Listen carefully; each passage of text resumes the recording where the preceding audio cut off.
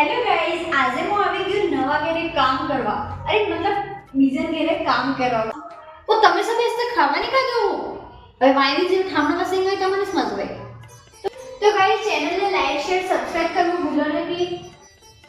તમને ખબર હે પ્રિયા શાર ઘરે મોડી પેલી બેલજી હે હા એ આપણા દવાખાના ગાડે કે એક તકી સેટિંગ હે હા રોજ સાહેબ મંગાવલે હા બાકી કેને ખબર નહીં હે મને જ ખબર હે પણ તમે કેને કોને કે પસવા કે मूवी सेवस करो ने मन तो खूब शौक है एक्टिंग करवानो मुझ सबने माय मिल दूं पर હું કરું મારા મજબૂરી है काम કરવો પડે મને ઓહ